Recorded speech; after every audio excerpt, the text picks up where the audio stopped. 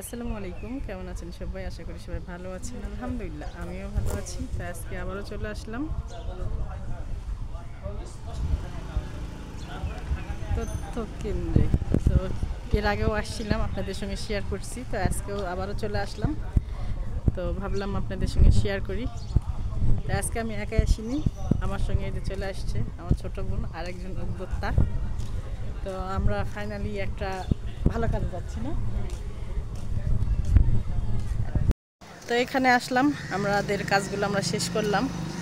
তো এখন আমরা এই যে বাসায় যাব।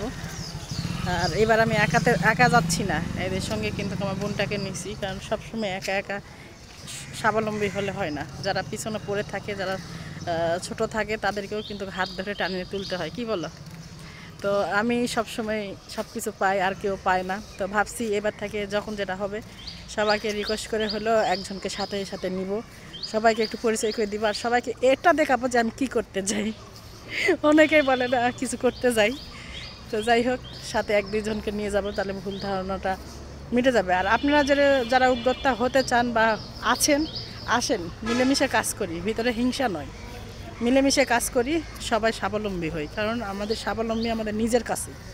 আমরা যদি ঘরে বসে থাকি, আমাদেরকে কেউ স্বাবলম্বী করবে না, আমাদেরকে একটু বাইরে বাড়াতে হবে, সবার সঙ্গে পরিচয় হতে হবে, আমরা যে কাজগুলো করছি সেটাকে প্রেজেন্ট করতে হবে, তাহলেই না আমরা কাজের অর্ডার পাবো, আমরা কোথাও যাওয়ার কোনো প্রশিক্ষণ যাওয়ারও অর্ডার পাবো। আমরা যদি ঘরে বসে থেকে যদি বলে আমি স্বাবলম্বী, আমি শিক্ষিত, আমি অনেক কিছু জানি, আমি সুন্দরী, আমি শিক্ষিত, আমি এত পাস, শাপলা আক্তার 5 পাস, না, এটার কোনো দাম না। তো আমাকে হিংসা না করে আমার সঙ্গে আসেন, মিলেমিশে কাজ করুন। আপনার ডিগ্রি পাস, মাস্টার্স পাস দেখবেন, আপনার কাজের যোগ্যতা দেখবেন। তো আসুন, সবাই মিলেমিশে কাজ করি, হিংসা নয়, মন থেকে ভালোবেসে সবাই কাজ করে। আমার সফলতা দেখে অনেকে বলে আলহামদুলিল্লাহ, ঠিক আছে। যারা এ পর্যন্ত যারা বলেছে আলহামদুলিল্লাহ, বেশিরভাগ মুখ দিয়ে বলেছে, মন থেকে বলেনি। তারাই 2 দিন পরে আমাকে নিয়ে সমালোচনা করে। এটা দেখে দেখে অভ্যস্ত হয়ে গেছি। ওই জন্য যদি কেউ বলে যে আলহামদুলিল্লাহ, আমি বলি মন থেকে বলছেন তো। কারণ এখন পর্যন্ত যারা মন থেকে এই কথা বলছে, তারাই 2 দিন পরে আমাকে নিয়ে সমালোচনা করছে। তো কারো সফলতা থেকে হিংসা না করে আসুন, মিলেমিশে কাজ করি, সবাই স্বাবলম্বী হই। আমরা এখন যাচ্ছি আগামীকাল, কোথায় যাচ্ছি? দিনাজপুর সদরে।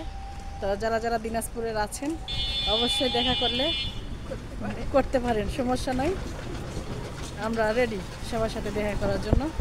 তো যারা কন্টেন্ট ক্রিয়েটার আছে দিনাজপুরের, যারা আমার ভিডিও দেখেন, তো যদি দেখা করতে চান অবশ্যই যোগাযোগ করবেন, আপনাদেরকে লোকেশন আমি দিয়ে দিব। আমরা একটা প্রশিক্ষণে যাচ্ছি, না সেটাকে কি বলে, বলো তুমি বলো, আমি ভাই না, আমরা একটা প্রশিক্ষণে যাচ্ছি, উদ্যোক্তা প্রশিক্ষণ।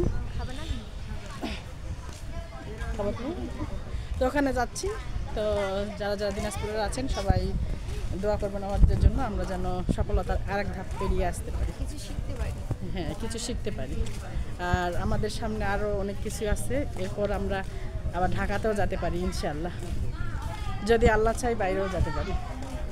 তো দেখেন, যারা ব্যাঙের ছাতা নিয়ে খেপাইছেন, সমালোচনা করছেন, দেখছেন ব্যাঙের ছাতা হাঁটি পা করে কোথায় যাচ্ছে। তো সবাই ভালো থাকবেন, সবাই সুস্থ থাকবেন।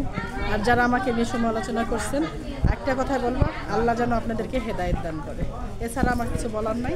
তো সবাই ভালো থাকবেন, সুস্থ থাকবেন, ব্যাঙের ছাতা বেশি করে খাবেন।